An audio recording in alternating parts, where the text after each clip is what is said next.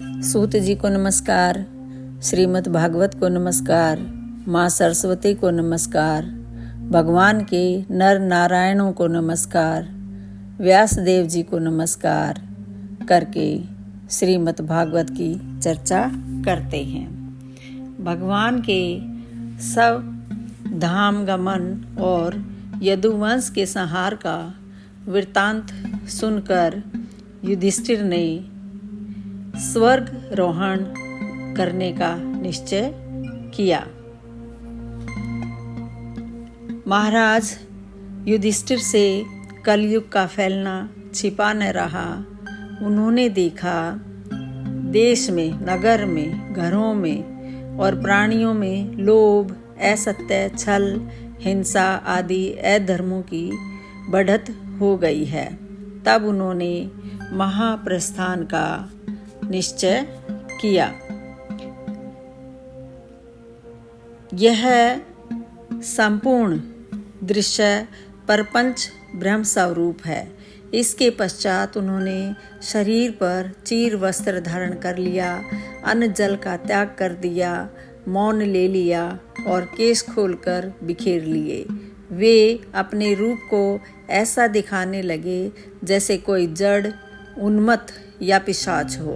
फिर वे बिना किसी की इंतजार देखे तथा बहरे की तरह बिना किसी की बात सुने घर से निकल पड़े, हृदय में उस पर ब्रह्म का ध्यान करते हुए जिसको प्राप्त करके फिर लौटना नहीं होता।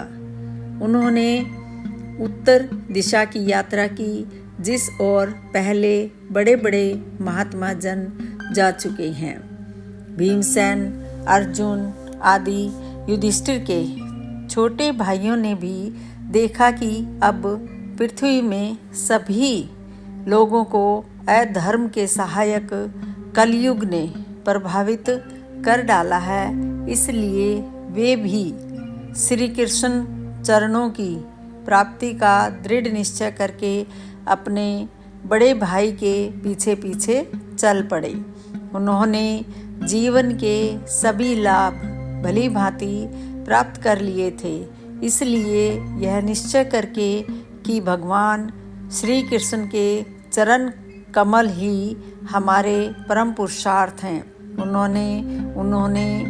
उन्हें भगवान को हृदय में धारण किया। पांडवों के हृदय में भगवान श्री कृष्ण के चरण कमलों के ध्यान से भक्ति भाव उमड़ आया। उनकी बुद्धि सर्वथा शुद्ध होकर भगवान श्री कृष्ण के उस स्वरूप में अनन्य भाव से स्थिर हो गई, जिसमें निष्पाप पुरुष ही स्थिर हो पाते हैं।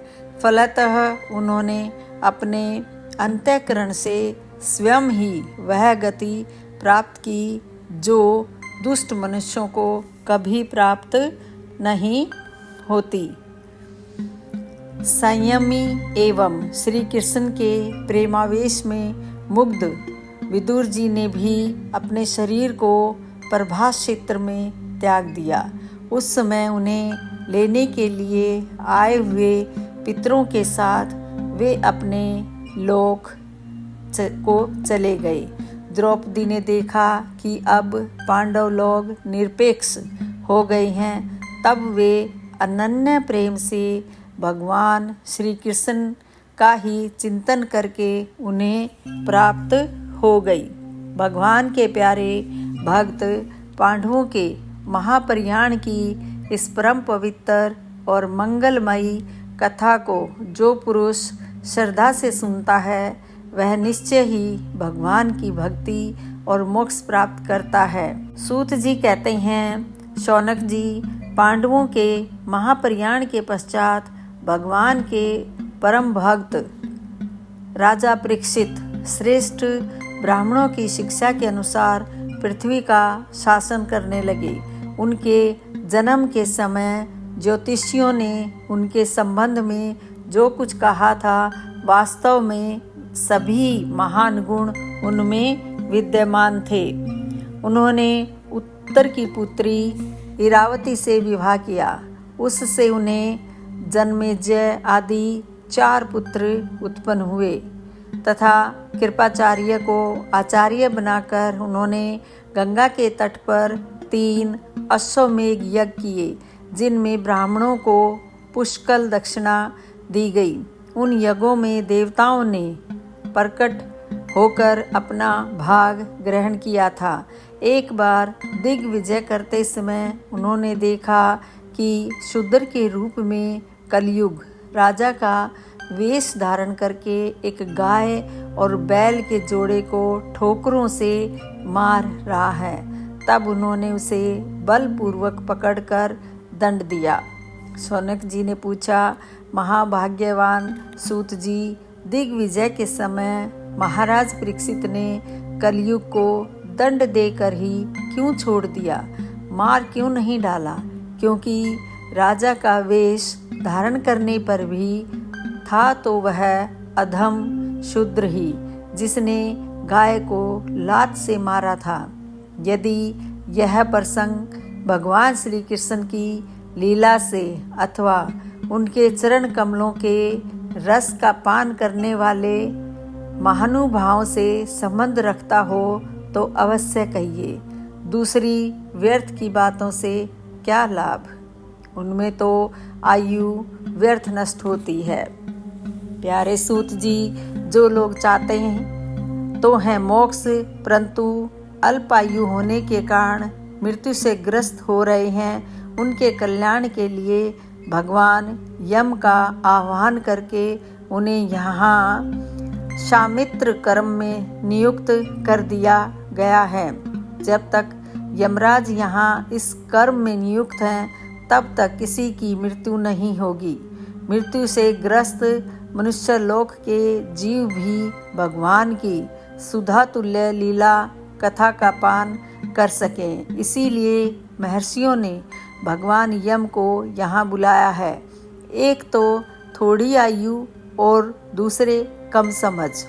ऐसी अवस्था में संसार के मंदभाग्य विषयी पुरुषों की आयु व्यर्थ ही बीती जा रही है। नींद में रात और व्यर्थ के कामों में दिन। सूत जी ने कहा, जिस समय राजा परीक्षित कुरु जंगल देश में सम्राट के रूप में निवास कर रहे थे, उस समय उन्होंने सुना कि मेरी सेना द्वारा सुरक्षित साम्राज्य में कलयुग का प्रवेश हो गया है। इस समाचार से उन्हें दुख तो अवश्य हुआ, परंतु यह सोचकर कि युद्ध करने का अवसर हाथ लगा, वे उतने दुखी नहीं हुए। इसके बाद युद्धवीर परीक्षित ने धनुष हाथ में ले लिया। वे श्याम वर्ण के घोड़ों से जुते हुए सिंह की ध्वजा वाले सुसज्जित रथ पर सवार होकर दिग्विजय करने के लिए नगर से बाहर निकल पड़े। उस समय रथ, हाथी, घोड़े और पैदल सेना उनके साथ साथ चल रही थी।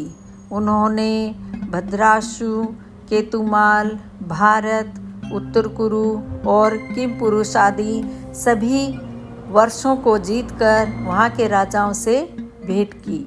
उन्हें उन देशों में सर्वत्र अपने पूर्वज महात्माओं का सुयश सुनने को मिला।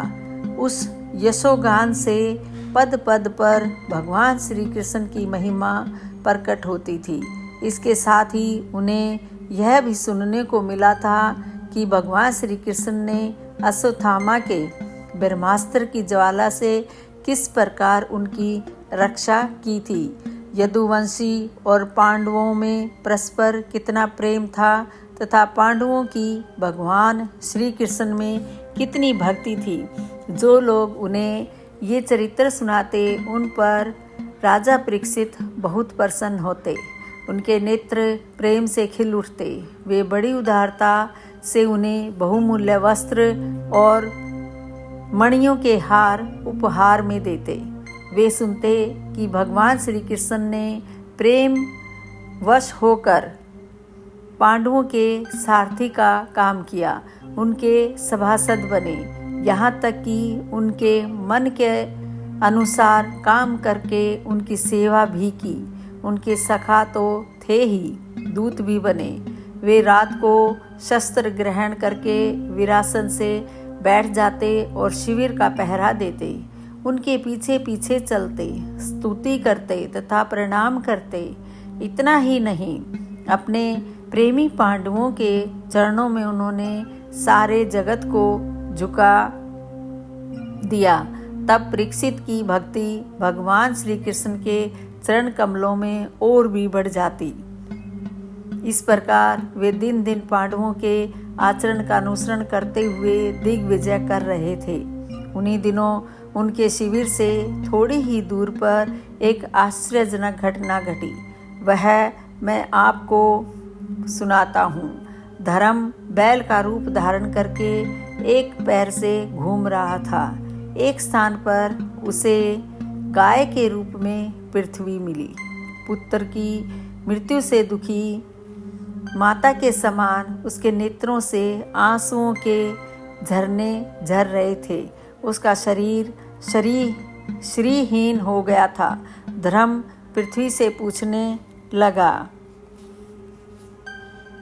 धर्म ने कहा, कल्याणी, कुशल से तो हो न? तुम्हारा मुख कुछ कुछ मलिन हो रहा है। तुम श्रीहीन हो रही हो। मालूम होता है तुम्हारे हृदय में कुछ न कुछ दुख अवश्य है। क्या तुम्हारा कोई संबंधी दूर देश में चला गया है, जिसके लिए तुम इतनी चिंता कर रही हो? कहीं तुम मेरी तो चिंता नहीं कर रही हो कि अब इसके 3 पैर टूट गए, एक ही पैर रह गया है? संभव है तुम अपने लिए शोक कर रही हो कि अब शूद्र तुम्हारे ऊपर शासन करेंगे।